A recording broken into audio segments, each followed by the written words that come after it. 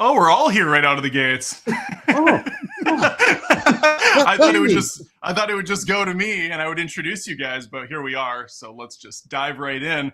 Welcome to Adam Does Movies Live. We got a nice early Christmas present for you. If you have your Advent calendar by your side, you'll know that we're just mere hours away from Christmas Eve and then Christmas Day, of course. Or Festivus, happy Festivus, if any of you celebrate. Yeah, for the rest of us, thank you. Kwanzaa, Hanukkah, all of them are good here. But today we're going to be focusing specifically on Christmas movies, those that we watch every year and celebrate, and those that we kind of say bah humbug to and give back to Krampus to never be seen again. Joining me on the panel, I just realized I don't have our names showing. Let me get that popped up really quick. They changed some stuff here. Here we go. We got Chris Stanley and we have Cecil Laird. Yep, you got it. Laird. Mm-hmm. These guys are great. Cecil's been on a few times. I'm just meeting Chris for the first time, but I feel like we've been friends for about 3 minutes since I met him. It's been a hot 3 minutes, man. It's been. The chemistry is undeniable. Here's how this is gonna work. We're gonna start. Well, I should ask you, what do you want to start with, the worst or the best? Ooh, do you want to finish on a high note and finish with the worst? Yeah. I think that's fair. People like the sauce later, the spice later. So let's get the boring good ones out of the way. I think we'll just take turns. We'll round robin it, starting in the top left, which is me on my screen, and then we'll go to Cecil and then Chris, and we'll just kind of bat around the lineup a few times and make some comments and notes and debate or discuss and either agree or disagree, and that'll be that. While we're doing that, I appreciate any super chats that come in. I'm not going to cry and beg for it. I know the holidays just is here and everybody's broke because we spend too much on our dumb kids. But if you have a couple pennies to spare, it helps keep the lights on the channel. With that said, let's start with the top 10 best Christmas movies. And in my number 10 spot, listen, there's been several iterations of The Grinch over the years. But to me, the 1986 or 1966 Chuck Jones, we're going all the way back to the 60s, man, with Chuck Jones is How the Grinch Stole Christmas. It's a classic. It's animated. It's like 20 minutes long. It's a cup of coffee to get through. I'm a big fan of this movie. We watch it every year. The song is iconic. Everybody knows The Grinch. And I'll give a special shout out to the Illumination one as well. I don't think it even holds a candle to the original, but I still think it's good. But yeah, I go with the original. Cool. Thoughts? Yes. Yeah, no, I agree. It definitely has that timeless kind of quality to it. I still need by the Illumination one, you mean the one that like recently just came out? Yeah, it came out a couple years back with Benedict Cumberbatch, Smash, whatever. Yeah. Cumber Snatch. Yeah, I still need to see that one. But yeah, I do remember that being on rotation when I was a kid. Like it would be playing during the day on Christmas Day on free-to-air TV. So it definitely has a charm about it to this day, for sure. Yeah. Cecil, any thoughts? It's on your worst, isn't it? No, I like it okay.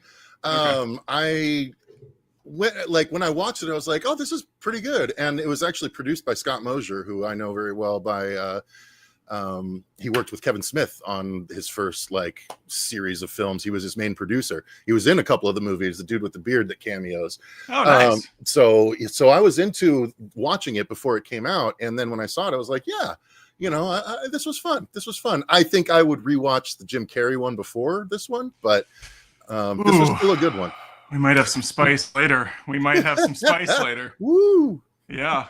I should also point out one last thing before we move on. I was going to be real edgy and just put a bunch of off the beaten path picks for my best, like Violent Night and Batman Returns. And, you know, but I wanted to be a little bit more Christmas cheerful this time around. There's no Long Kiss Goodnight on here. Although I do love that film. Will you shut up? Out. You're like, why don't you just name all the fucking movies on my list? You did. That's kind of what I was doing, because I had a feeling that Cecil's gonna have all of these movies. You're lucky I have a list of like a bunch right here. Yeah. That I can choose from. Bring up any one of them that you want. I'm just gonna steamroll it. But go on. Let's hear your number 10. Jaws: The Revenge.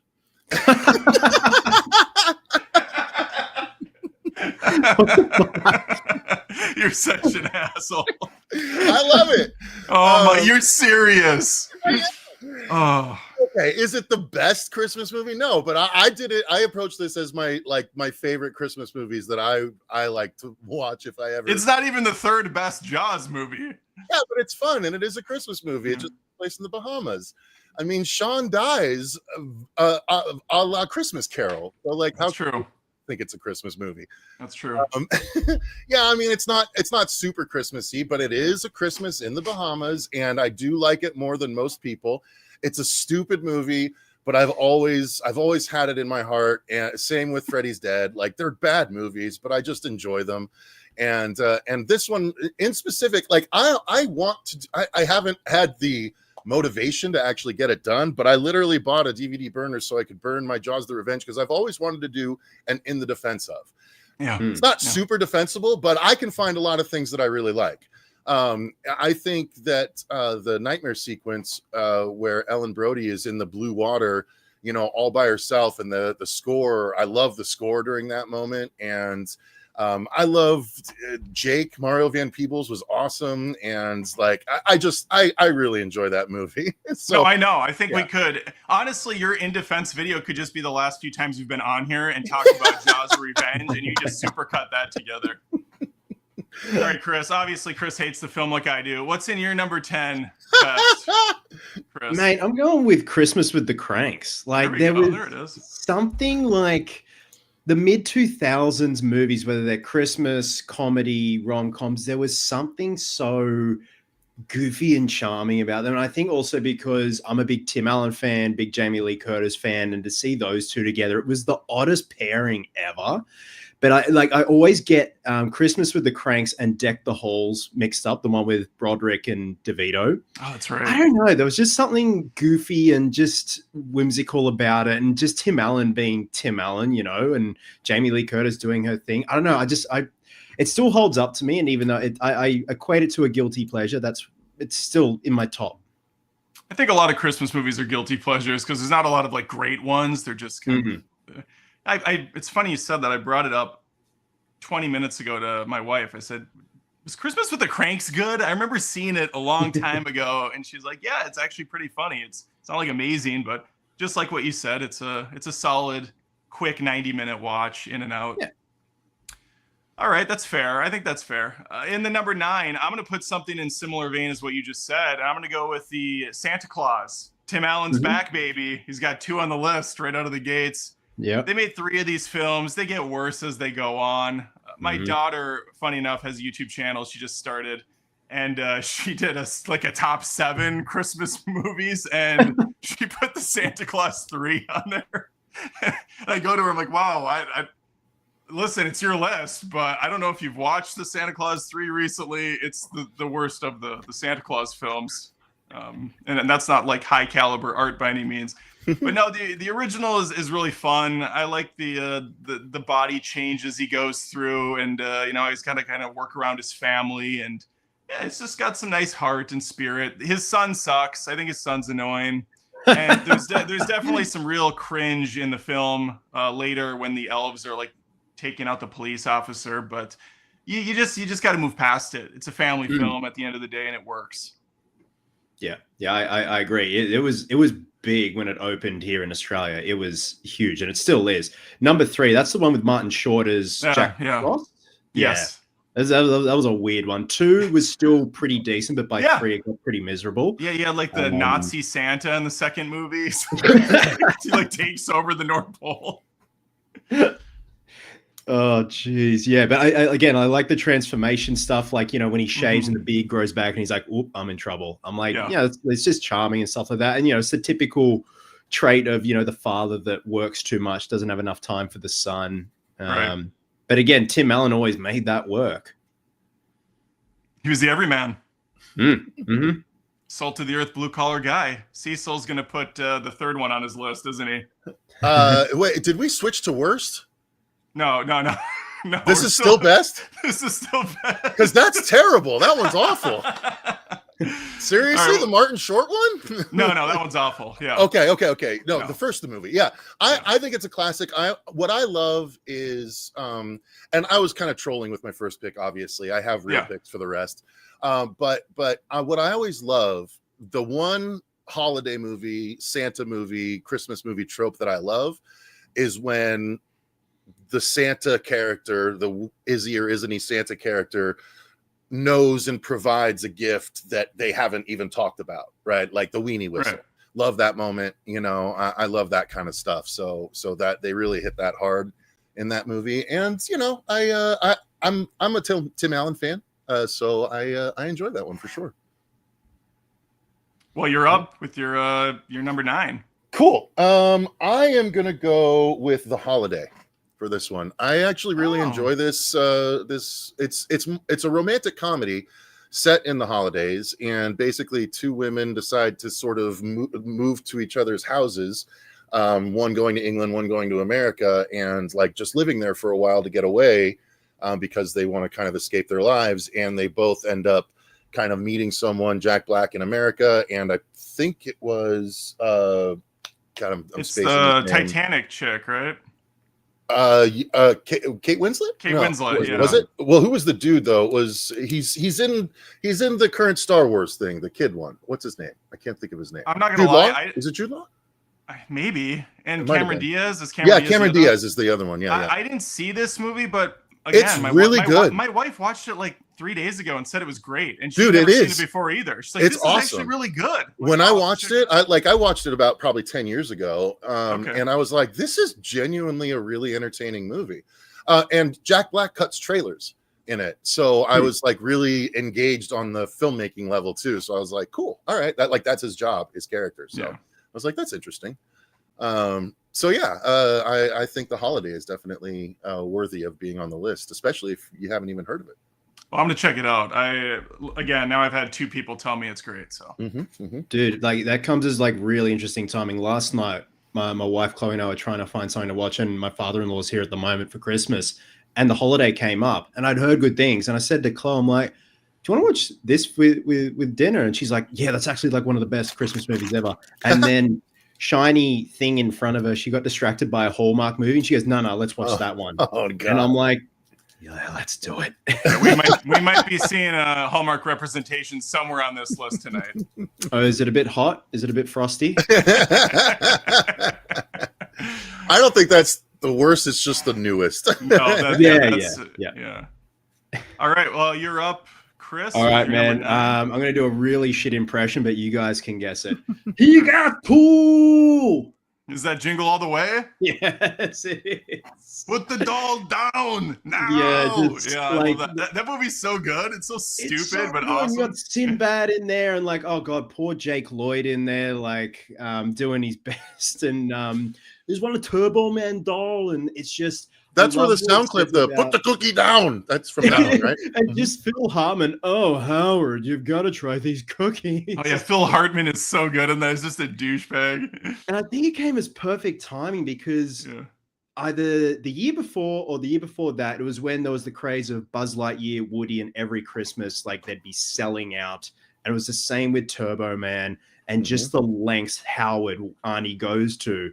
is insane. And then, you know, you learn the lesson at the end, you know, why do I want Turbo Man when I've got the real Turbo Man? You know, my dad is Turbo Man. It's lame, but it's so good. So and like it's fun. Jim Belushi as the dodgy Santa, and there's the Santa ninja with the candy cane nunchucks. It's such a weird movie because at times it's grounded, but then at other times a cop literally blows up, but then he's fine, like it's a Looney Tunes movie. Yeah, it's just all over the place. But I remember it got completely destroyed by critics when it came out. And we went in thinking it was going to be terrible, and yeah, we had a blast with it. I still watch that movie. Oh yeah. Good flick, good pick. I have an actual serious movie for my third, or for the number 8 spot. This is genuinely a great film. It's called Klaus. Klaus. I love that movie. This is just a really good movie. It came out in 2019. I think it's a Netflix exclusive, but it's probably picked up. Animated. I think it's hand-drawn animation too. Is it hand-drawn? I thought it was CG. I thought I read that, but you know, the internet lies to you all the time, so who knows? But it's basically the origin of this version of, you know, Santa Claus, and it starts out kind of slow. It's not going to be a movie for families that have ADD. You are going to have to invest some time into the characters, but I love a good story where as it progresses, garbage people become good. They're fixable. And yeah, this one is a tearjerker if I've ever seen one before. It's this so one's good. I absolutely recommend. Schwartzman? There's a lot of good voice actors in it, or just voice talent, I should say. Wow. But, Norm Macdonald? Huh. Yeah, J.K. Simmons. You got Rashida Jones. Just a lot of names. Joan Cusack, who's fantastic. Wow, the animation looks interesting. It's beautiful. That movie is why I tend to watch random Christmas movies I haven't heard of, because I hadn't really heard of that, but I was like, all right. And actually, I watched it because it has the same name as a comic that Grant Morrison does, which is about an action Santa Claus kind of thing. And it's called Claus as well. So I was like, oh, it's not that, but all right, let me watch it. And yeah, I was blown away by how good that movie was. Yeah, very good film. Definitely check it out if you haven't. It's a little gem, kind of. I mean, everybody that sees it typically is like, yeah, this is amazing. Unless you are more of the like Minions speed, which I appreciate a good Minion, but you know, this one's a little bit more high art, I'd say. So for my next one, since you kind of took the wind out of my sails on a couple of them, I am going to go ahead and still say Batman Returns, because that I do really like that movie. It's one of the, you know, Tim Burton Batmans are amazing, and and that one is, you know, really good. I like the first one a little bit better. I know some people that like the second one better, but it's so good, and it's very Christmas. I mean, one of the girls dies falling on a giant Christmas present button that lights up a tree, you know. So like it definitely hits that Christmas vibe. It like, I think a good Christmas movie has to feel of the time, right? Whether it's revolving around it dialogue wise, or I prefer it if you see it, right? They don't have to tell you that's what it is. And this is kind of one of those things. So I actually really like it as a Christmas movie, and it gives me an excuse. I mean, it's the same as Die Hard, you know, it's just an excuse to watch a fun movie. I'd say Batman Returns is closer to Die Hard 2 in terms of Christmassiness, whereas I would say it's not quite there. But that's fair. It's a fair pass. It came out at Christmas, if that helps anything, and I saw it in theaters. I remember being cold as hell, waiting in line to go to it, and yeah, the final moments of that second, or the second Tim Burton movie, when Catwoman's up there and the snow comes down, that has a Christmassy flavor to it. I appreciate it. It's a good pick. Yeah, solid. And I think it's better than the first movie too, by quite a bit. Mm-hmm. All right, Chris, what do you got in the 7 slot? Next up, firstly, Retro Real Queen said, I've got to watch Klaus with my wife. Keep the tissues nearby. It's an annual Xmas movie. All right, cool. Yeah. Next up, I've got not Tim Burton's, Henry Selick's The Nightmare Before Christmas. It was Henry Selick who directed it, wasn't it? Yeah. I remember Dad taking me to see this when it first came out. Like I still have memories of it, and I think everything about it is just beautiful, not just from a visual standpoint, but just the soundtrack. The fact that we got Danny Elfman doing all the singing stuff for Jack. And then we have, Chris Sarandon, that's his name, who does, the speaking for Jack. But then you got Catherine O'Hara not only voicing Sally, but singing as Sally, just this ensemble cast and like these twisted, wicked concepts. It's obviously got a lot of Tim Burton injected into it. But like, even at the time when I saw it and I was young, I wasn't scared at all. I was just mesmerized about these odd looking creatures, and then the inclusion of, Santa Claus and Christmas Town. And it's just such a beautifully twisted movie, put it that way. I'm ashamed to say this, Christopher, if I could call you Christopher, this one time only and never again. I've never been into this film, but I always appreciated it and respected it, and I understand why people like it. I just never could get into it.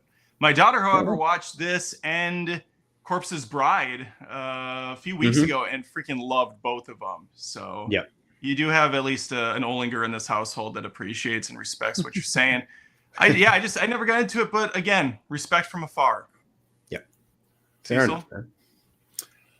enough. You have any thoughts on this movie? Hang on, sorry, I was trying to do something at the same time. Nightmare Before Christmas. I definitely think it's a Christmas movie. Some people are like, no, it's a Halloween movie. I'm like, no, he's literally becoming Santa Claus. Like, it's a Christmas movie. So I never fell in love with it like everyone else did, to be perfectly honest with you. I appreciate the craftsmanship behind it. I appreciate, the songs and all that. Like, it's like what you said on yours. Like, it's just not one that I technically love, even though I see why everyone else kind of does. You know what I mean? Yeah. I did like the conversion of the Haunted Mansion to that version of the Haunted Mansion when I got to go to it at Disneyland. That was really cool, but that's the most I can say for it. Yeah. Fair enough, man. Okay. We got in the 7 slot for me, A Muppet Christmas Carol. It's a short little ditty, but it hits hard. I like the Muppets. I always felt the Muppets got a bad shake over time. They never really were given the proper films they deserved. And Disney now owns them, or has owned them for a while, and it hasn't done anything good, which is a shame. But A Muppet Christmas Carol, it's like the 80th take on this story. But it's so good having Gonzo narrate and go through, and you got Piggy and Kermit in the mix, and everybody's there. It's just such a fun, charming film, and all ages can appreciate the story of these 3 ghosts coming into the mix, and giving the Scrooged almost went in this slot, but I find myself going back to this version time and time again.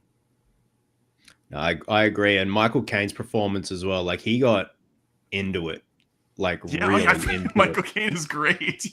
Yeah, like he was giving like an Oscar level performance with Muppets. It's great. Yeah. But that's just Michael Caine. Well, Michael Caine, famously of of Jaws: The Revenge. Michael Caine. All right, Cecil, what do you got?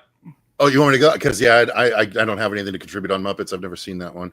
That's okay. So for my next one, I'm gonna go. I mean, since you just brought it up, I'll say Scrooged next. Yeah. I really enjoy that movie. It's classic, obviously, as Christmassy a movie as you can get, without being about Santa Claus. And it's just a very dark Christmas movie, but yeah, still. yeah. Well, a lot of times Christmas is dark for people. Yes. But yeah, no, I loved it. It's Bill Murray at his absolute finest. The ghosts were awesome. The practical effects were great. I love the Ghost of Christmas Future. I mean, it's all so much fun. The actors are incredible, and it's a piece of history, and I can watch that movie every Christmas until I die and be perfectly happy about it. We watched it with the kids the first time, I think last Christmas, and they enjoyed it too. It does run a little longer than I think it should, but and the first half is so good. I think the second act is not quite as strong. But did this movie get shit on by critics when it came out, like The Cable Guy? Because I feel like that was the thing where I don't know. That one was deserving though. Both Bill Murray and Jim Carrey did these kind of darker, comedic roles, and they got turned on by critics. I think it was unjust. Mm. Chris? I actually have not seen it. I vividly recall the VHS cover back in the day. The Going to skeleton, the VHS yeah. store, and the cab driver, the dead cab driver. Is that? Yeah, that's right. That's okay. Yeah, I always remember him on the back of the VHS. I'm like, why does he look like Booger from Revenge of the Nerds? What's going on here? So I haven't seen it, but again, like I hear good things. So that's the one Bill Murray movie I've never seen. That's so interesting because it's such a well-known one, at least in my experience. Yeah. Oh yeah. All right, Chris, what do you got? All right, I think this is 7. like not scraping the bottom of the barrel, but technically, it's going to be Edward Scissorhands. There it is. Yeah, I this is actually one of my favorite Tim Burton movies. I think the concept is great. You know, the idea of suburbia, the kind of grim fairy tale. You know, the design of Edward is just so nightmarish but beautiful at the same time, and that's just obviously Johnny doing his thing and being sweet little baby face Johnny Depp back then. You know, the score and everything, and it has the Christmas theme at the end when they're getting ready to have the Christmas party and the whole town's essentially against Edward, you know, not even wanting to come over to celebrate because they're afraid of him, even though a lot of those people are quite frankly evil and what they did to Edward. You know, pretty sure he could actually file a sexual assault case against one of them. But that's another story. The ladies of that town are thirsty. Oh yeah, they're thirsty for their corpsey scissor robots. I mean, look at the juxtaposition between the town. It's so vibrant and colorful, and then his area up on that hill, like the Grinch, is just miserable looking.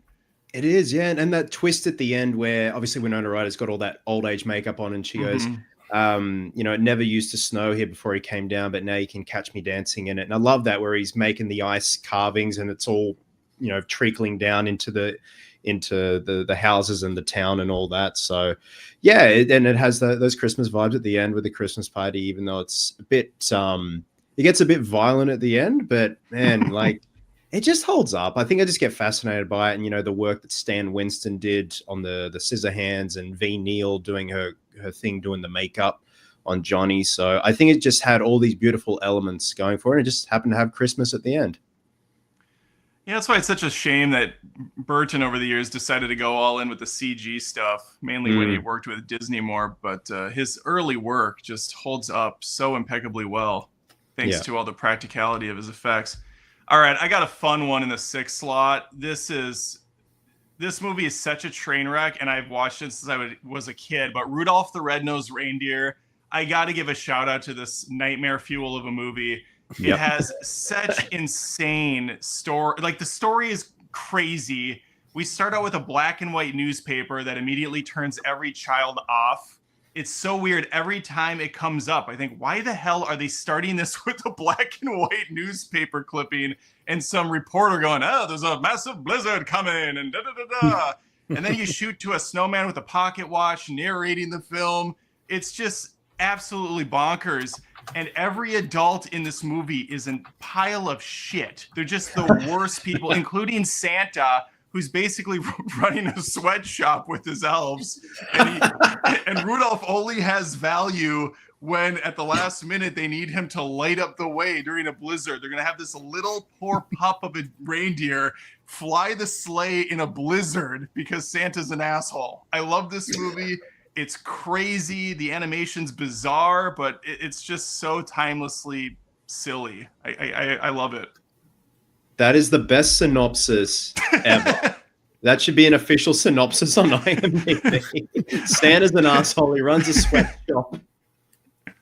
Well, you'll want to check out my last year. I think I did a movie roast for both Rudolph the Red-Nosed Reindeer and Frosty, and I basically did a play-by-play through both videos in their entirety and just completely destroyed them.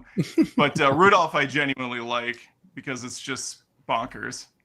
Yeah, man, I have vivid memories of that. Also, I have vivid memories of when Home Improvement did a animation similar to it. They did an episode where Tim has a dream and Al turns into the snowman from Rudolph.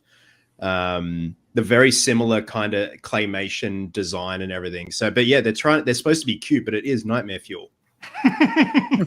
Community did one too, I believe, in season 3 or the Gas Leak season 4. Okay. All right, Cecil, we are on number 6 for you. All right. So number 10. 6, I do. I have more than 10, but yeah, absolutely. So number 6, I'm going to go with The Family Man. This is a Nicolas Cage movie that is basically, you know, the Jimmy, whatever his name, Christmas movie, the It's a Wonderful Life, because it's like, oh, he's a bachelor, very successful businessman that, you know, doesn't have any care in the world. And then, you know, something happens, and by magic, he wakes up not a wealthy businessman, but rather a modest, you know, worker with a whole family. And he falls in love with the family and eventually has to go back to his, you know, regular life. And I just always love that movie. I'm not going to spoil how everything plays out, but I think it's one of Nicolas Cage's best, honestly. And as far as that kind of Christmas movie, being able to see what your life would be like had you make different choices, I like movies like that. Same with like Mr. Destiny, which if that was a Christmas movie, I would for sure put it on here, but it's not, so I can't. But similar kind of vibe. So yeah, I think The Family Man is definitely one.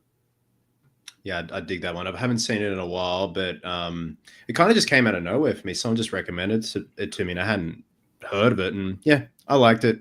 I actually want to revisit it now that you mention it. Yeah. I haven't seen it. It's been suggested by a few people. It's got to go on my list. All right, Chris, what do you got in the 7 spot or 6? Where we're at 6.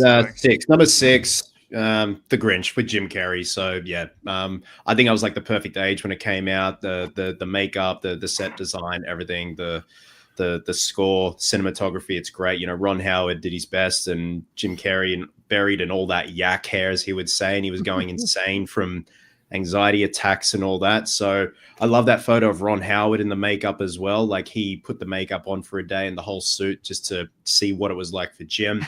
But I think like he was born to play that role, just with his facial mannerisms, like acting through that makeup, because it can be hard. You know, like Cecil, you know, probably the case with Dave as Freddy. You know, if you don't override the maup's going to override you and inhibit your performance. And he just the physicality, everything. Just, I love, like, even like little things that went over my head. When he's going through his diary and he's like, you know, 5 o'clock self-loathing, you know, dinner with myself, I can't cancel again. Just like quirky little things like that was great. And it's the use of wide angle shots with a wide angle lens. It's very kind of fantasy-esque and otherworldly. So yeah, like it's very cliche for me to say, but yeah, I definitely think it was a good interpretation of the original source material. I'm glad you guys are here to give the positive aspects of the film, which I do agree with, except for the story. But I'm glad that you guys are here for that. But the story's a bit all over the place, but they had to expand a very short thing into a whole movie. But I personally, on a recent revisit, I just realized how timeless the movie is, just because of how it was made and the sets and the costumes, and, you know, Jim Carrey just really made it so much his own that all the people playing the Grinch at like Universal Studios and stuff right now, every single year, they all do the Jim Carrey Grinch. Like, it's he has made the Grinch what it is, you know, at this point.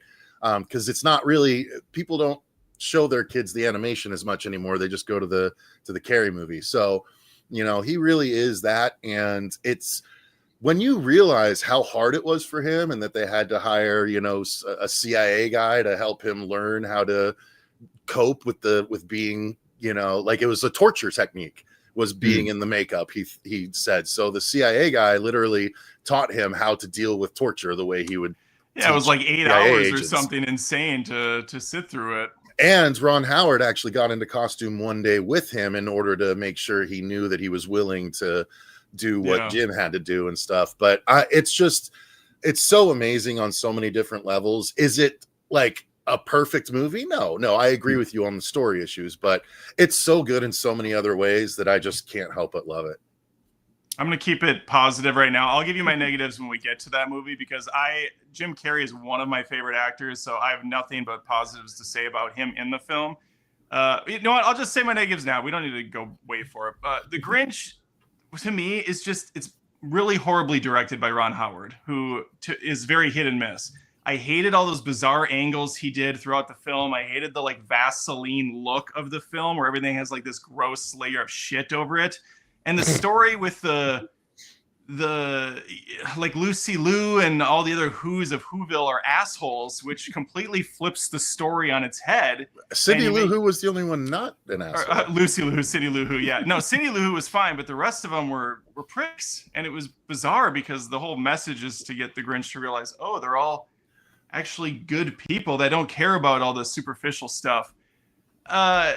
Everything with Jim is amazing because he's amazing and he's one of the greatest. I think he's truly one of the greatest comedians and talents. Every movie he's in, he makes his own and he does a different performance. When you see a movie with R.I.P. Chris Farley, he's Chris Farley. When you see a movie with most comedians, Chris Rock, they're always the same guy. But yeah, Will Ferrell. But Jim Carrey truly is different from Ace Ventura to Me, Myself, and Irene to Cable Guy to the Grinch. Robotnik. Everything. The Truman Show. He proves he can play dramatic roles. My beef with the Grinch is just I don't like the story and I don't like how it looks at all. It gives me a headache. The camera's changing so much. Anyway, though, there's a lot of positives about it too, and obviously it's become very well loved over the years. Time has an ability to heal wounds. The Star Wars prequels have shown us that. Back in my day, those were cesspools. But now I guess apparently they're great cinematic tour de forces. I mean, yeah, in comparison to what came after him, sure. Yeah. That's fair. That's fair. In my number 5, I put Home Alone, timeless classic. Macaulay Culkin is basically Christmas. He's Christmas reincarnated as a human child. He takes on the wet bandits in the first film. Freaking hilarious shit. Everybody's seen it. I don't need to explain what the plot is. It's simple. It's basic. Has a nice message. Yeah, it's just fun for the whole family. And if you haven't seen the how it was made on Home Alone, it's definitely worth watching. It's crazy. It's crazy what they went through to get this movie made. It was almost canceled every day for months. Yep. They rebuilt the whole set inside of an abandoned gym at a school. Yeah, because they couldn't film within the house. Anyway, yeah, there's a lot there, but great movie. Good choice. So yeah, it's next on my list. So yeah, it's beautiful. It's again, like what hasn't been said about it. Like it just hits all those right notes. Like Daniel Stern, Pesci with just the perfect pairing. Because I remember Daniel Roebuck was originally cast as Marv. And then things just didn't work out, I believe. I'm pretty sure it was Dan Roebuck who played Grandpa Munster in Rob Zombie's The Munsters. But I think just with Daniel Stern coming along and the pair of them just hit it off so well. And like their chemistry just bleeds through on screen. Macaulay's great. Just the family as well. Like Uncle Frank is just a piece of shit. It's so good. Have you seen the deleted scene of Kevin and Uncle Frank when they're at the top of the stairs and he's like, you know what they're going to call you in France? And Kevin's like, no. And he pulls his pants down. He's like, yank, and falls off, runs off. And I'm like, oh, Uncle Frank's a bit problematic, isn't he? he's being canceled in 2024 for sure. Yeah. But yeah, man, it's just, yeah. And like when you're a kid and you watch that and you watch Kevin lay out all these traps and all of a sudden he has a fucking engineering degree, you're like, whoa, this is mad. So yeah, it's just great. And the bad guys have, rubber bones and can't be killed. They're basically minions. Yeah. Yeah, I mean, Home Alone's a classic. I don't need to really. You guys covered most of it. Yeah. So, all right, what do you got? So being that I am the horror guy here, my top 5 is shifting into the horror direction because I love these movies. They're all entertaining as both horror and Christmas movies. And I think there needs to be a healthy amount of counter programming when it comes to Christmas time. So, of course, the first one I'm going to go with is I'll go easy. The one that everyone knows, Gremlins. There it is. Yeah. Love Gremlins. Obviously very Santa, Christmas time centric, very snowy. We have gremlins literally on a tractor, some of them wearing Santa hats. There's caroling gremlins, so very Christmassy, very fun. That movie holds up. All of the practical effects are awesome. It's a Spielberg, right? I mean, Yeah. did he produce or direct that one? I can't remember. I think he produced, yeah. But still, I mean, it still has his fingerprints on it, and it's just so. I love both of the first two Gremlins movies. I'm excited if they ever get Gremlins 3 off the ground. I love Gremlins enough that I've watched both seasons of the animated show they've just put out. So like I'm a big fan of this franchise, but that first one is definitely Christmas coded, and I enjoy the hell out of it. Unless Warner Brothers gets some new management, I am not excited for a new Gremlins. They have made so many bad movies lately. Lest I remind you of Matrix 4, and now they have a fifth one coming out somehow. They're doing another Matrix? Oh yeah, they're doing another one. Yeah. God, I missed that news. Yep. Right, no, I agree. I assume you hate Gremlins. I can't imagine you like Gremlins with the giant bust behind you.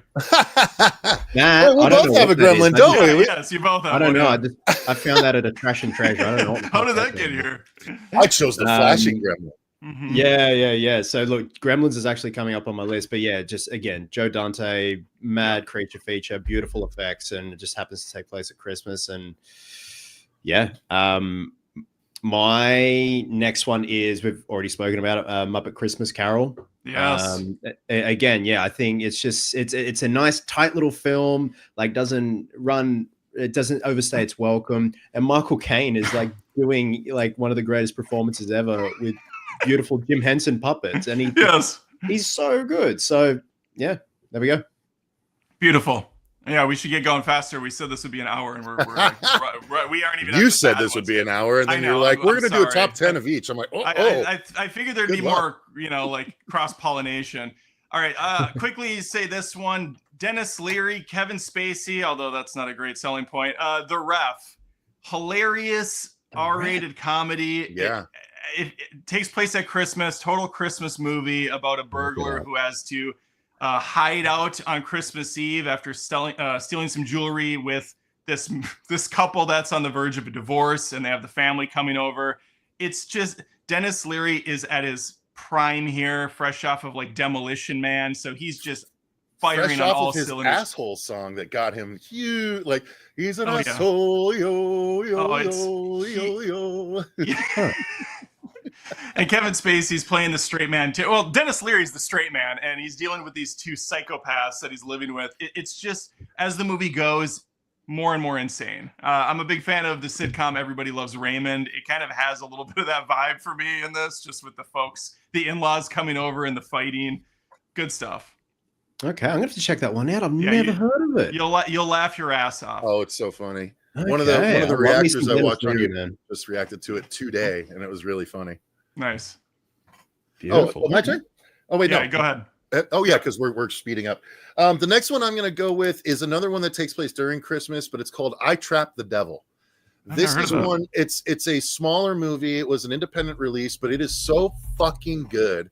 Basically, what happens is this dude's like a couple members of his family show up at his house because he's been incommunicative with the family to try and help him celebrate Christmas. And when they show up, he's like, "So good to see you. Here's the thing.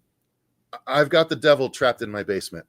And they're like, "The fuck?" And they obviously they think he's crazy, but the whole movie is about him slowly convincing them that maybe is it actually the devil that he's got trapped? And the person, the thing on the other side of the door takes the voice of a little girl, and so they're thinking he's got it's such a cool fucking movie the way it plays out. It's on a streaming service, and it's very, very worth your time. Not that long, but it's one of those that the ending you're just like, fuck yeah, that's a great ending to a movie. So I Trapped the Devil. I recommend that to people even outside of the Christmas movie thing. I didn't even remember it was a Christmas movie until I was doing research for this. And I was like, oh, fuck yeah, I got to talk about that because I will seize any opportunity to talk about I Trapped the Devil. It's an hour and 22 minutes long, which is it's beautiful. That is beautiful. And for this premise, it does not overstay its welcome. It's beautiful. Yeah, awesome. All right, man. I'll check that out. Yeah, I Trapped the Devil and Ref. I've got to add those two to the list. For sure. And on that one, I would like reports back from you boys. Yeah, Okay, I'll let you know. Maybe I'll watch it tonight, actually. It's so good, dude. It breezes and it's so engaging. I mean, at that runtime, how could I not? That's refreshing. All right, Chris, what do you got? My number 4, Home Alone. Just I have another Home Alone on this list, but yeah, Home Alone 1 again. Okay. Beautiful. If it's anything over 2, then you might be doing your list wrong, but we'll see where we stack up. I got Christmas Vacation on my number 3. It's not even just one of the funniest Christmas movies. It's just one of the funniest movies. It's so good. Again, I like the family shenanigans. I'm a sucker for it, I guess. And when you got Chevy Chase in the mix, and you got the mom actually from Everybody Loves Raymond in there too. Plus Uncle Eddie just being a complete dirtball, mooching off the family. What's that? Shitter's full. The shitter's full. What did he say? Shitter's full. Oh. You got Julia Louis-Dreyfus as the neighbor, freaking playing the bitch role perfectly. Everything about this movie is just laugh out loud hilarious from front to back. One of the best jokes of all time. Hey, where are you going to put that tree, Griswold? Bend over and I'll show you.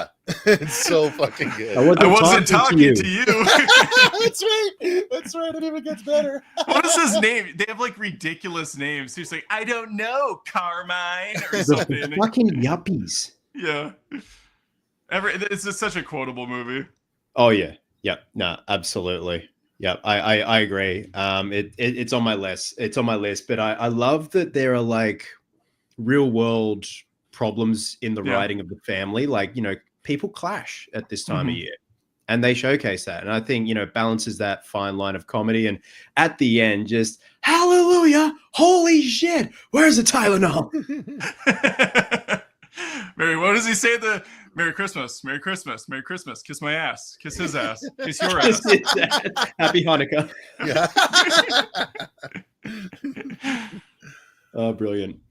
All right. I hate Chevy Chase, but that's one of the ones I can. Well, yeah, he doesn't have a very good reputation as of the last ever. But yeah, he in the 80s and 90s, early 90s, he was. Give me Funny gold. Farm Chevy Chase. That's what I like. Caddyshack Chevy Chase is ideal too.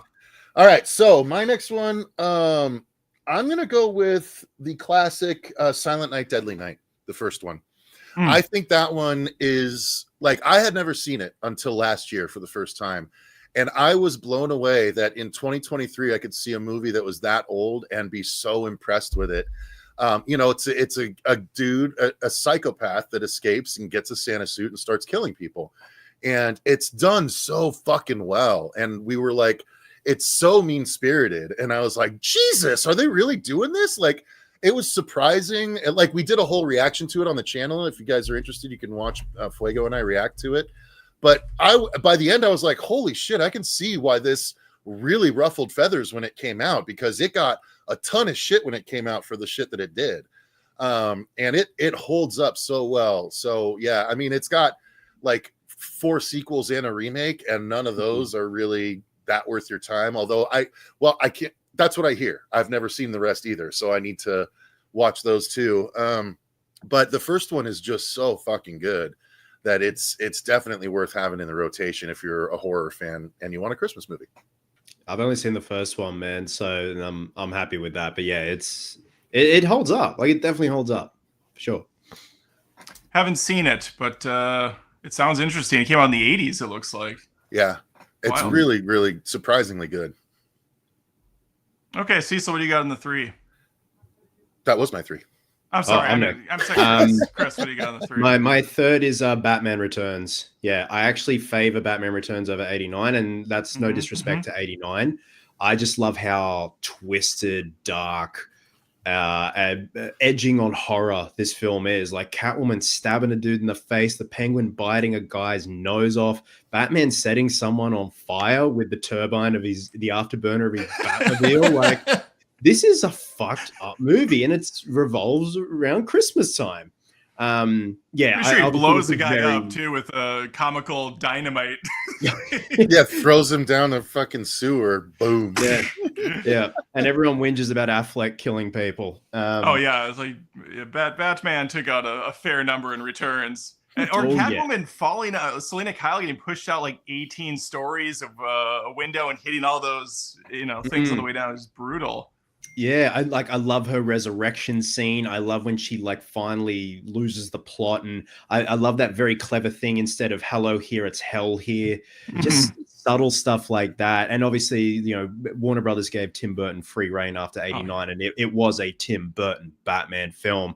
But I love it. And there's something about Christmas in Gotham that's just so, I don't know, comforting, but also badass, like Batman running around in the snow. And that's why I'm hoping with the Batman Part 2, it takes place during Christmas time or it's snowing in Gotham. Because I don't know, I think it's probably from the Arkham games too. Like when it's snowing in Gotham, you're like, ooh, this is I like this. The black on white, the bat suit against all the snow, just always fucking looks awesome. Did they confirm Freeze as the villain for the next Matt Reeves movie, or was that just no? Clayface. Clayface is confirmed. I thought he was getting his own movie. Yeah, he's getting his own movie though. How's that? Are you sure? Apparently he's in the Batman Part 2. There's murmurs of the Court of Owls. I would love to see a realistic Mr. Freeze. Oh, dude, I want to see Freeze. I want to bring Arnold back. Bring him back.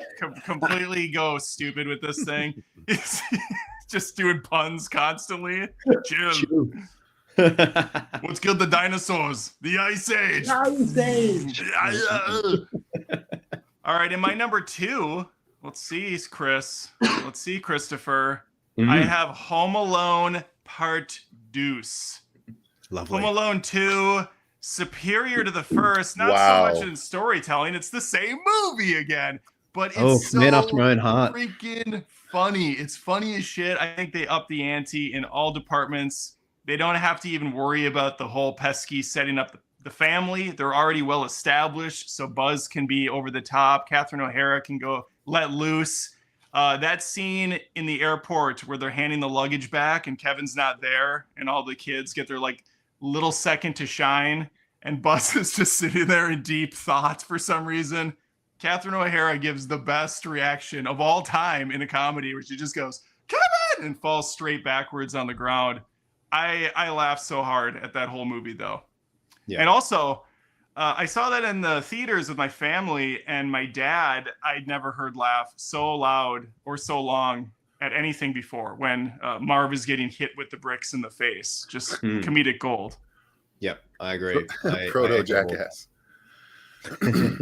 I never liked the second one as much. The only thing I liked about the second one was the Talk Boy. Talk Boy, the shitty marketing tool. I had one of those. I had one. It didn't work. All right. So my number 2, then I'm going to go with A Christmas Horror Story. This is a lesser known horror anthology that came out where the wraparound focuses on Dangerous Dan, this radio show host played by William Shatner.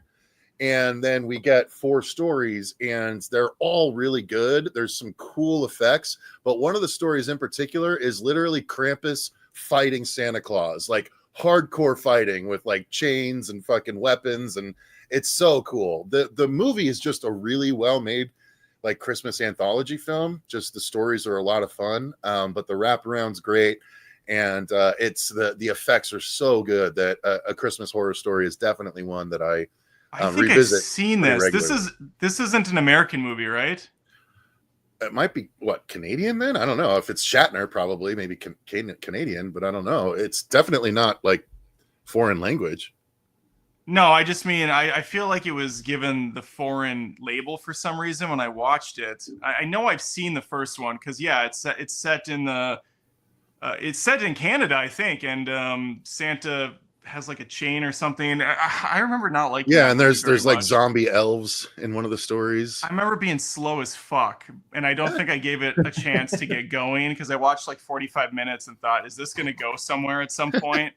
So I just shut it off. But maybe I need to revisit if it's getting such glowing reviews from Cecil. I like it a lot. I don't know. Okay, maybe I need it. Maybe it made an anthology. You said so. Obviously, people like it. Yeah, I haven't even seen that one. Need to check that one out as well. Bloody hell. It's got an 83% on Rotten Tomatoes and a 5.8 out of 10 on IMDb. So Yeah, I right. think that's the one I saw, but maybe it's not. Is there another one like this where there's a Santa Probably. fighting Krampus? Probably. I mean, there was a couple of really shitty Krampus movies made by a local director here. He did Krampus the Reckoning and then another Krampus movie. One was CG, one was not CG, but they were both trash. I just remember it was recommended on Amazon Prime a couple of years ago. Yeah, it might have been this one. It might have been this one. Okay. Well, film subjective, you know. I'm sorry. Okay, Chris, what do you got in your... My number 2 is National Lampoon's Christmas Vacation. It probably doesn't help that my dad, when he was younger, was a spitting image of Chevy Chase, like with the hairy chest and all. Again, like we talked about, I think it just brilliantly showcases, you know, how chaotic things can be with family, but just the physical comedic timing of Chevy Chase, just the quotes, everything, you know, shitters for holy shit, where's the Tylenol, and Clark not getting his bonus check to you know, build the swimming pool and stuff like that, and it all just comes to a boiling point for him. But just even like little side scenes, like when he's in the department store and he's like, can't see the seam, huh, Russ? And he's like, nope. And he's like, oh, hi. But I also love just, there's no dialogue in this particular shot, but it's so fucking funny, is when Grandpa lights a cigar and you see Clark comes in and he's just like, and he's all what are you looking at? Or whatever. Yes. Yeah, it's just great. It's just chaotic fun, and you know, Chevy Chase in his prime. It was the night before Christmas, and all through the house, not a creature was stirring except one asshole in his bathrobe, pumping toxic sewage into the whatever it says. Yeah, that's a great flick. All right, in the number 1 spot, no surprise if anybody knows me well enough. Die Hard. It's a staple in this house every year since I was a wee little one. Die Hard 1, John McClane saving Nakatomi Plaza from utter doom from Hans Gruber and his men. It's amazing. And the fact that we're in 2024 and these idiots online are still trying to argue it's not a Christmas movie when it's got Christmas music throughout. It's about family. One of the main iconic catchphrases from the film is "Ho ho ho! Now I've got a machine gun." Even the ending, they make it look like it's snowing with the billabongs falling from the sky. It's just very well done, and a well-crafted film that could not take place at Easter or Thanksgiving. It would lose a lot of its luster. Yeah, not just that, but the plot wouldn't exist. The only reason Gruber is there is because he knows it's going to be shut down for Christmas, and the only reason Bruce Willis has gone there is to try and reconcile with his wife at a Christmas party. It's Christmas. It's the time for miracles. Yeah. So show him, hey, show him the watch. It's a Rolex. You got a little something there. Yeah, sorry, Chris. I don't know if you want to chime in on that one. Oh no, I agree. I do think it's a Christmas film. I find it's more of an action film, but obviously it's got all the Christmas elements in it. But it's just it was such a big part of my childhood because they played that and Cliffhanger like on rotation on free-to-air TV back in the 90s. It was crazy. So nice. I think it's like it's Bruce in his prime, and always remember the glass in the foot, and he's in the bathroom. I'm like, oh, this is painful. But you know, Alan Rickman in his first role, and he absolutely crushed it. And they wanted to fire him every other week. The studio did, because they're like, what are we doing here? We got a guy who's fresh off of a box office bomb with Bruce Willis, and we got this dude no one's heard of playing this almost flamboyant villain who's unconventional in every sense of the word. It's so good. Yeah, spot on. Cool. So my number 1, I am actually going to go with the 2015 Michael Dougherty Krampus movie. I really like that movie. I've always enjoyed it, but I've only started to like it more and more as time goes on. It's just so fun. It's so Christmassy. It can be scary without being gory. The creature designs are so neat. I mean, the Jack-in-the-Box snake that literally eats a child in front of its parents. It's just so cool. It's chock full of great moments. The score is amazing. I listen to that score so often when I'm writing, especially around this time of year. And the Krampus version of Carol of the Bells is so fucking good because it's the it's the choir still singing like. Anyway, oh Christmas yeah, is here, that blah, song blah, is blah. yeah, it's fantastic. But the Krampus one is so good because it's like, don't fuck around or he'll get you. You know, it's so. I love that movie, and it ends like it's not a happy ending. Like it's a wait, everyone's back, but oh shit, we're trapped in like in a like I love the reveal that they're trapped in one of Krampus's snow globes. Snow globes, yeah. Okay, this is the one I've seen because a majority of this film takes place in the house, right? Yeah. And then they go up in the attic at one point, and then they're outside, and it's kind of like this frozen wasteland of a neighborhood. Well, it's the neighborhood. It's just no one else is there. It's all snowed over. Yeah, and there's like essentially a snow graboid getting people outside and stuff, and it's just I love that movie. It's so good. It is good, and for the budget, clearly it was a pretty low budget, and they did a lot with that thing. There's some great special effects all throughout it. So the Krampus design himself is fucking amazing, and he's awesome. Yeah, that house, that horror house, when they did it at Universal Studios Horror Nights, was probably the best of that year because they literally did everything from the movie like in front of you, including the little gingerbread men, and it was so fun. Yeah, man, I agree. My number one is actually, I just want to shout out to Ryan who mentioned The Holdovers. I want that as an honorable mention. I just recently watched it. Paul Giamatti, the setting, it's just so good. That the writing is genius and his performance is great. And the kid as well, I believe that was his first film. And he did a wonderful job. But my number one is Home Alone 2. You know, unpopular opinion. I think the second one is better than the first, not to take anything away from the first. It's got the keys to my heart. He's got the keys to my heart. I think because Australians have this weird obsession with New York, especially when you haven't been there yet. And when I was a kid and I hadn't been there yet, it looked like a playground. Then when I finally got there, it was a playground. It still is a playground. Like I was there at the beginning of this year and I took myself to the Plaza Hotel and did a vlog there and going on through, which was great. But, Tim Curry, have a lovely day. We have your limo with a cheese pizza. He does the grim smile with the light bulb going on. Dude, best transition in movie history was going from the Grinch to Tim Curry smiling. And it's so far-fetched that Kevin follows a dude that looks like the back of his dad onto another plane. And don't worry about airport security. Like I know this is pre 9/11, but let's just let a kid on the plane. It's fine. And then it just gets another Christmas in the trenches. And he throws exactly. Yeah, and it's so much more bombastic with the traps that he sets up, and now he's got his uncle's dilapidated, renovated in progress house all to himself, where he's just got everything at his disposal. And the pigeon lady. Apparently, I heard this today on John Flickinger's live stream. The original version, they were going to have a homeless child instead of the pigeon lady, and then Kevin teams up with the homeless kid, and they take down the wet bandits, the sticky bandits together. Oh, interesting. Okay. I mean, the pigeon lady sucks. That's the only thing I don't like about Home Alone 2 is everything with the pigeon lady, especially when he's hugging her and she's got bird shit all over her coat. It's like, oh, okay.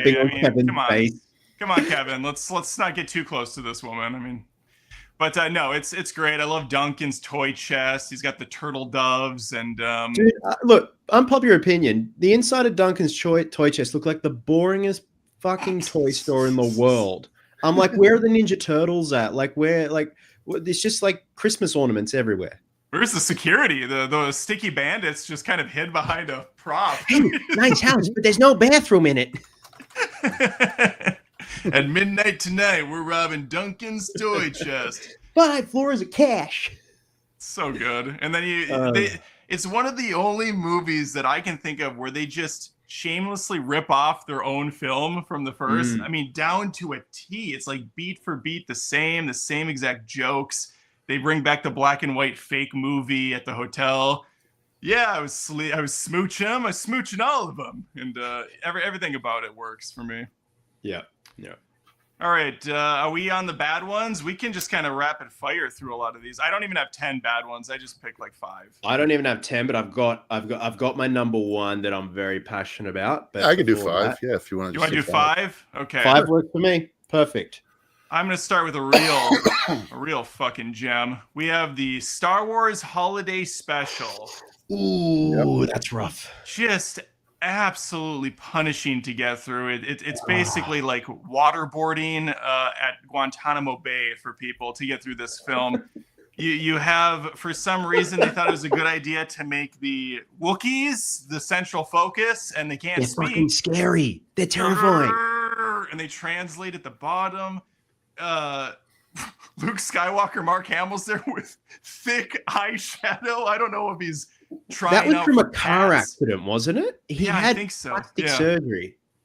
Yeah, it was bad. Harrison Ford looked like he was at gunpoint to do his little bit, and then B. Arthur, celebrated Star Wars character B. Arthur's in there for some reason. Oh, It's just a train wreck. Mm-hmm. The only Christmas special to make up for it, based off of a movie that I remember, is the James Gunn Guardians of the Galaxy, and that was a fun time. Yeah, that was good. But this was not. All right. Cecil? My number 5 is the Guardians of the Galaxy holiday special. Are you serious? Yep. That's hilarious. I do not no. like it. I do not like Kevin it very Bacon? much. You I don't like love Kevin Bacon? James Gunn's Guardians of the Galaxy. I just think it was a complete kind of outside of the final reveal that, like, Peter is related to Mantis or whatever. Yeah. That was nice, but otherwise, I think it was a complete waste of time. Like, it was a 5-minute short that was turned into a 45-minute special, in my opinion. Like, the idea of kidnapping Kevin Bacon, it just was so fucking stupid. I couldn't with it. Like, it was a fine thing to hold us over until Guardians 3, but now when you watch the 3 Guardians movies and then this, it's like, oof, oh Jesus, what the fuck happened here? Number 5 worst Christmas movie of all time, Guardians of the Galaxy holiday special. You heard it here first, folks. Yep. All right. Yep. Chris. I've got Santa's Sleigh. Oh, No. what the hell with is that? none other than Bill Goldberg as the fat man himself. Oh my god. It's like, and like you see like clips of it all the time, and like the opening sequence when they're having the dinner party and Chris Catton's there, and there's actually a few names in there that he absolutely brutalizes, but it's so like hammy and schlocky and over the top. Oh, it's Santa Slay, SLAY. Like, yeah, SLAY. Killing. Okay. Yeah. God. Yeah. Daniel, how dare you, Chris Stanley? I'm sorry, man. I'm sorry. Shots I fired. appreciate it like I appreciate, where is it, Samurai Cop or The Room. You know, Cecil's getting his copy of Santa's Sleigh right now. Cecil's so offended he's fucked off out of the stream. No, I guarantee you he's getting a signed copy of Santa's Sleigh right now. Yeah, it's have you seen it, Adam? No, I didn't even know what this was. I had to look it up. Okay, yeah, it's But I watched so many bad Christmas movies this year that went straight to Netflix because they're trying to be Hallmark, apparently. Yes. And I'm not even talking Hot Frosty. I'm talking way worse than that. That's how. Oh, look, Chloe and I have watched some shockers this year. Robert says Cecil's crying in the bathroom. Like, if you want the cliff notes, you just watch like on Dead Meat, the kill count of Santa's Sleigh, and it's like 15 minutes, and you've pretty much watched the whole movie. Oh my god. Yeah, it's insanity. Let me do 2 super chats since yeah, man. We're waiting. The Fourth Horseman for $5 says Bad Santa starring Billy Bob Thornton is the best Christmas movie. I love your channel, Adam. Your humor helps me get through the hard days. Thank you. Well, thank you, sir. I appreciate that. I do really like Bad Santa as well. It almost made my list. The sequel I have not seen, and I've also not heard good things about. One more before Cecil tells us that he loves Santa's Sleigh. Psycho Jet Black for $5, shot out of a cannon. Since Tony's not here, can you guys talk about how his bloated head and lack... you know what? We're not doing that, Psycho Jet Black. It's unfair. He's not here to defend himself. We love Tony. I can't do it. It's Pico Jet Black. Thank you very much. There is no S in there. I pointed that out to Tony last time, and he's like, serious? Holy shit, how did I never see that before? Oh my god, you're right. What the hell is Pico Jet Black? Is that even a word?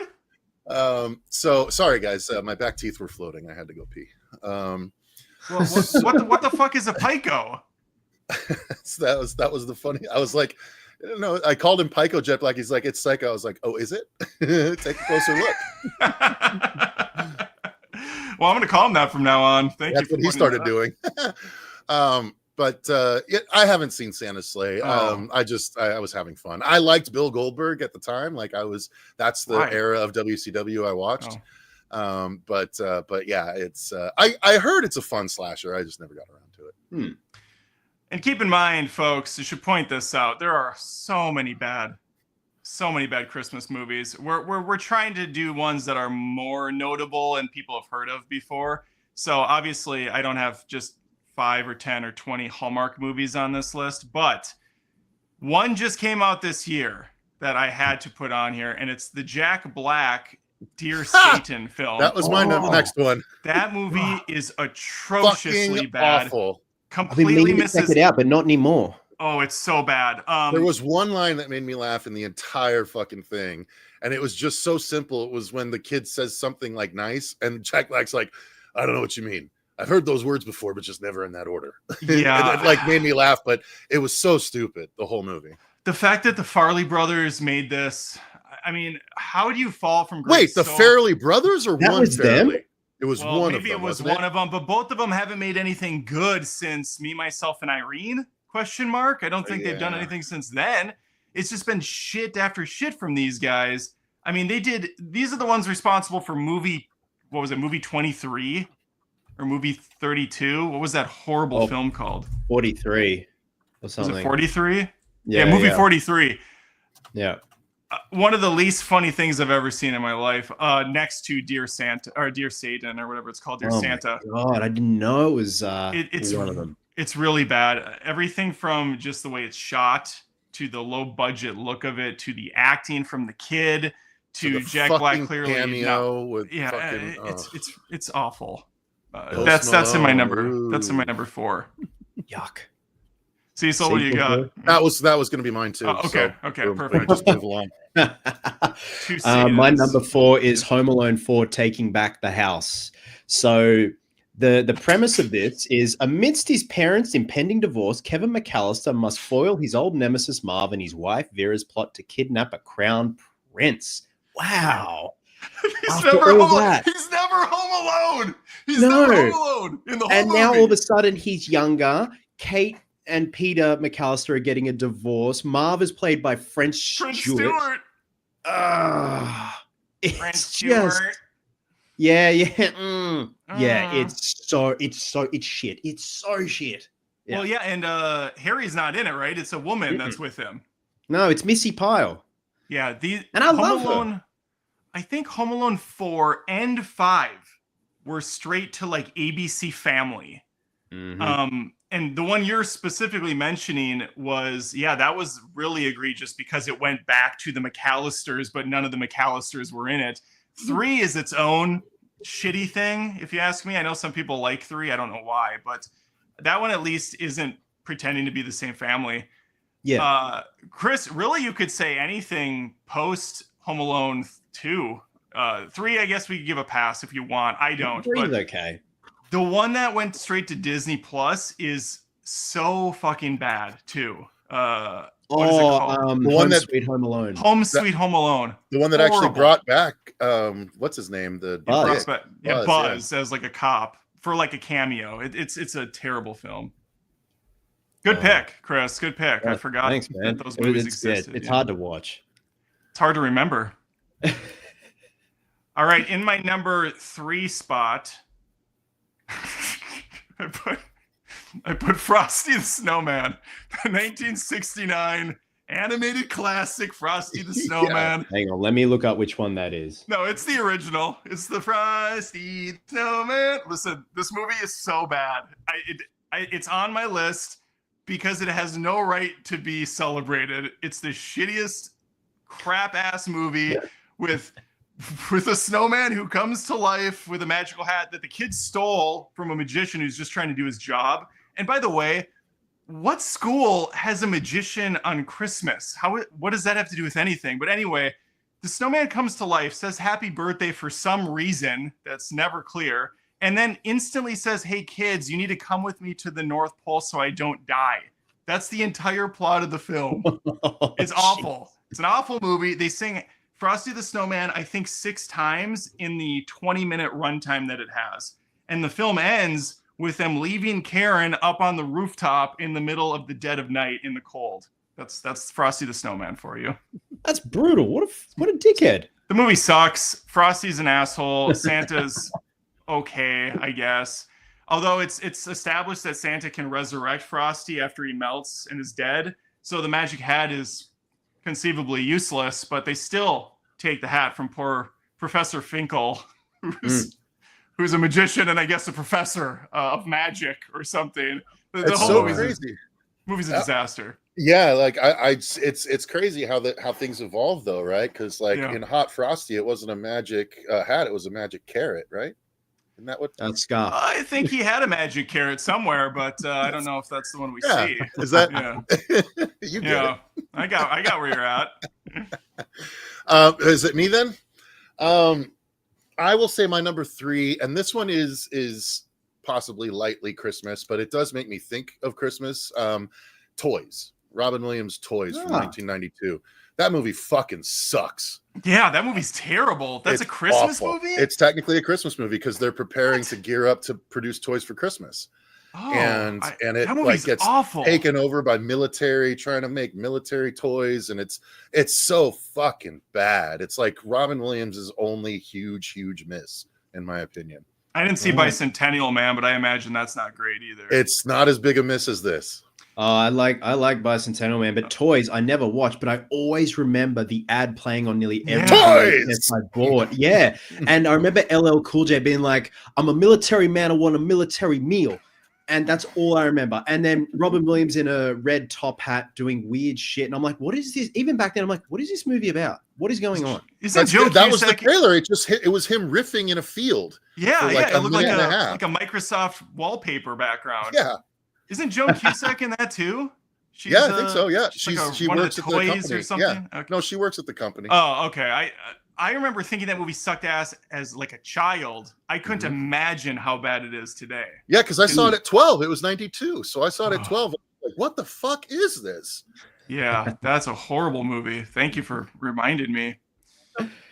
In my number, we got to go, Cecil. I'm sorry, Chris. My number 3, the Star Wars Holiday Special, the scariest looking Wookiees ever. Mark Hamill looking like some sort of bad AI.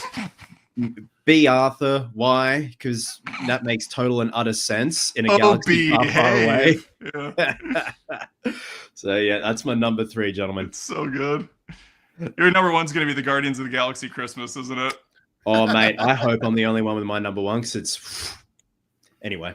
Well, I kind of cheated on my last 2, but my number 2 slot, I put Hot Frosty in here to remind me to say this, but the entirety of Lacey Shea Bear's Christmas catalog is going in my number 2 spot. Lacey Shea Bear, she's the Christmas royalty apparently on Hallmark, and she's now moving to Netflix because she's aged out, according to Hallmark. As a director?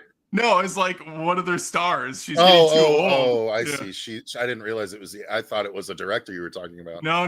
Lacey Shea Bear is one of the Mean Girls in the Mean Girls movies. She's I'd say the hottest one of the 3, although they're all pretty smoking. No, she's in Hot Frosty, and I think she's done. Oh my god, you could look it up, but it's upwards of 30 or 40 Christmas movies for Hallmark. And they're all terrible, and they're on 24/7 in my house for 3 months straight. My wife's got them playing, and I want to kill myself. And they're all Lacey Shea Bear movies. She's just everywhere. Yeah, terrible. I agree. Spot on. All right, so number 2 for me is A Very Harold and Kumar Christmas. Oh no, I love that movie. Oh man, I didn't see it. I like the first movie one. Was so good. The second movie was very diminishing returns, and the third one was just ass. Escape from Guantanamo Bay. I just couldn't. That was the second one, wasn't it? I know it's the second time. Yeah, Guantanamo the Christmas Bay's one was the third one. Stream. And I just was like, "What are we even doing? This movie sucks." I hated Harold and Kumar Christmas. Okay, fair enough, man. I didn't see it, so I'll take your word. It's not like the first one was brilliant by any means. But... Adam, you and I are on the same wavelength. So my number 2 is actually most every Hallmark movie. But there's something just so oddly charming about them. Like Chloe and I smash them every Christmas, and they have the same formula, the same lighting. There is no depth in any of the shots, and you know the formula of how it's going to work out. You know, busy city girl comes to the country, and you know the good-looking chiseled dude, you know, wins her over and tells her and teaches her how to have fun. And they end up together. And I kid you not, and Chloe will always call it. She goes, $20 as for it hits the credits. It does a fade to black, and that's how they all end. They all end that way. They all end that way. Have you guys seen the graphic someone put together of like all of the covers? And Yeah. it's just different actors just in the same position. Like it's crazy. It's like green on one side, red on the other. There's so many of them. Yeah. My number one is actually Hallmark Christmas movies. Okay. And I put Crown for Christmas as an example because they also always have this little stupid, because they've made so many of them now, they have to have a little bit of a kind of like just a twist that they put into it. Like, oh, this time she's getting married to a prince. And then we'll do that for 30 of these. And then next time it's going to be, he's actually Kris Kringle all along. And it always plays out the same though. But yeah, Hallmark movies, especially in the last, I'd say 5 or 6 years, have become such a cottage industry of churning and shitting out as many Christmas movies as they can. It feels like they just put Lacey in front of a green screen and they just change the guy that shows up and they can make that a different movie. Next. Yes. Can I make a comment here? I was about to say, when are they going to do this as like a joke for like, this is a shitty idea. But then I thought of it. I was like, actually, this might make for a good Christmas movie. Why has no one ever told the story of Mr. and Mrs. Claus meeting? I'm sure they have. I'm sure there's like 45. I don't know. I don't watch. Like that seems like that could be. I mean, for a Hallmark movie, that seems like a no-brainer, right? Like, I mean, they didn't. That was the plot of the Santa Claus 2. Yeah, I mean, technically, you had to get married to Mrs. Claus. But anyway, it's just occurred to me. But that could easily be a shitty Hallmark movie. So my number one then is going to be by far and away the worst Christmas movie. It's the 2019 Black Christmas remake. Oh, it's so fucking bad, dude. Like, it has nothing to do with the original that it's remaking. It's all about like male toxicity, like literally where like the dudes in this fraternity that are led by Wesley from Princess Bride, they literally like pour black goo into the dudes to turn them bad, and it's like that's the male toxicity being poured into them. It's so hammered. It hammers you with like bad men, and like it's just so ham-fisted and so unscary and just I've never ripped. Well, that's not true. I've ripped a few movies, but that is one of the worst rippings I've gotten into a movie because it was like the thing that I hate to hear that is now like an incel anthem, woke. Right, that is literally the movie that you could call doing what everyone says all movies do now, which they don't. Yes, that one did. That did. Right. That sounds awful. I'm glad I didn't see it. Mm-hmm. Okay, well, Chris, what's your number one? My number one shitty Christmas movie. It's a bit of a touchy subject to some, but it's more or less just it's Kirk Cameron Saving Christmas. I wanted to mention this one as a dishonorable mention, but I have not seen it. I keep wanting to watch it to just shred it to pieces because I heard it's just awful. It doesn't go for long at all. Save yourself watching it and go over to the YouTube channel Fanboy Flicks, who does incredible commentaries and all that. And he does a breakdown and a review of it, and it's more entertaining than Saving Christmas. Yeah, Fanboy Flicks, that's Mark, right? Yeah. He's based in Canada. He's bloody hilarious, and he was on my channel years ago. He's a cool guy.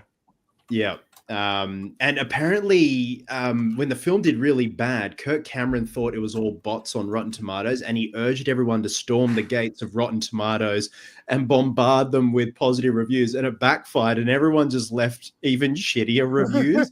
It's a strange anomaly of a film, man. Like, and again, this is not against anyone, with beliefs and stuff like that. It's just, it's an odd piece of celluloid. It's yeah, no, strange. it has nothing to do with beliefs. It sounds like Kirk Cameron made a movie to make him feel better about buying a bunch of extravagant gifts for himself at the holidays, because the whole movie's about how it's fine to buy presents for each other, and corporate greed is a good thing. Yes. Doesn't it end with like a karaoke, or they rock out they for a have while? like a little dance off rap kind of battle, and the dude who's the one that has the problem, who's the actual director of the film, he comes in and slides into the presents, and it's weird. And they have a backstory of Santa, and Santa beats the shit out of people, and then Santa's like, let's go give presents to kids. And it evolves from that to a ho ho ho ho. That sounds awesome. I have to watch it. I have to. Sounds so good. Well, that was the perfect way to end, I think. All right, I think there was one more super chat here. Guys, if you have any final super chats, get them in now, because we're going to shut down in just a couple minutes. Man, people have been suggesting some really good films that I've totally forgot about. Chief Eagle dropping for $10 from the top rope says, "Bad Santa sucks balls. I will forgive you." Okay, well, he's not happy about that pick, apparently. That no one here had, but we... Okay, let's see. What do I have coming up? It's the 23rd today. We got Christmas Eve tomorrow, and then Christmas Day. I think the channel might actually be silent for a couple days, which is rare. Usually I put out 1 or 2 videos a day. Yeah, I think I'll take a couple days off, hang out with the fam, open some gifts, eat way too much food, and then I'll come back strong with probably my yearly wrap up of the top 10 best movies of the year after I see Nosferatu, because I have a feeling that one might make the top 10 list from what I'm hearing. Edgar's hasn't disappointed me yet. I just rewatched The Witch actually the other day. Still a solid movie. Really dig the look of that thing. Did you call it Edgar's? Eggers? Oh, I thought you said Edgar, like with a D. I constantly trip over myself, but yeah, Edgar Allan Poe, whatever you want to call him. He's got that kind of style to him. And then I'll do a top 10 worst of the year, which is going to be challenging because it was saw some doozies this year. Outside of that, Cecil, what do you got coming up? Well, I'm going to have a couple of douchebags on my channel the day after Christmas to talk about. No, actually, yeah, you both are going to be on my channel on the 26th to talk about all things James Gunn's Superman. We're going to have a big follow-up discussion to the trailer that released, and we're also going to be joined by Lee McCoy, Drum Dums, and maybe Tony from Hack the Movies if he's able to make it. I know. Well, you know. But yeah, I think it's going to be fun. We're going to talk about the trailer. We're going to talk about the film itself and our thoughts on what might happen. And then we're also going to talk about the state of the fandom. I think there's a lot to discuss. So yeah, we're going to have some fun and dive deep into that. Fuego and I recorded our most anticipated of next year on Sunday. So that'll be going up, I think, this Friday. If I can't get it done to like put up on Christmas or something, just to have some content for people to watch. And then we're going to be recording our best of after we see Nosferatu as well. Yeah, so that's what's coming in the immediate future. Beautiful. And Chris, first time on the live stream on the channel. Let people know where they can find you and what you're all about really quickly, if you wouldn't mind. So I have my main channel, Cosplay Chris, which is mostly just like cosplay prop builds. So I've got a Michael Myers bust that I got to finish up, edit, do a video on there. But my second channel is where I do a lot more videos because it's talking stuff. It's just called Chris Stanley. I actually put a video up this morning doing a tier list of all the live action Superman costumes. So that was fun. And then, yeah, heading into the city tonight with my wife and my father-in-law to check out the Christmas lights, have a few cheeky drinks. And then tomorrow's Christmas Day. Got a big, beautiful Freddy Krueger bust on the way that I want to do an unboxing of. So like the second channel is like movie reviews, collectible reviews and all that. So we're waiting for Nosferatu, which hits here New Year's Day, which is going to be painful to wait for. So I'm really keen to see that one. But yeah, that's pretty much it. Trying to like, you know, have a bit of me time in amongst the silly season, but also I love doing content on the second channel. So that's pretty much me. Awesome. Man. And you're big on Instagram, I saw. You got a lot of followers over there. Probably from all the costume stuff, right? Yeah, man. I slack with Instagram sometimes. Like YouTube's always just been my thing. But like, usually I'll cross promote if like a video comes up, I'll say, hey, it's up on the second channel. So I really need to get my ass into gear because I'm doing a new bat suit beginning of next year. So there'll probably be some content on Instagram revolving around all that. Amazing. That's awesome. All right, guys, follow both of them. And what is this? Adam should at least nominate Rebel Moon right now for worst of the year. That is crazy. Did Rebel Moon honestly come out this year? Is it been that? Wow. Both of them did, yeah. Part 1 and Part 2, plus the director's cuts of both. Yeah. That'd be so funny if you took 3 spots for 4 spots. 4 spots. Yeah. Because they were. They didn't combine them for the director's cuts. That's right. Oh my God, that would be the funniest fucking thing ever if someone took 4 of their 10 spots for those. And movies. The animated movie. Didn't he come out with an animated movie this year too? Well, he came out with Twilight of the Gods, which is a 10-episode series. Oh, it's a series. Yeah. Okay.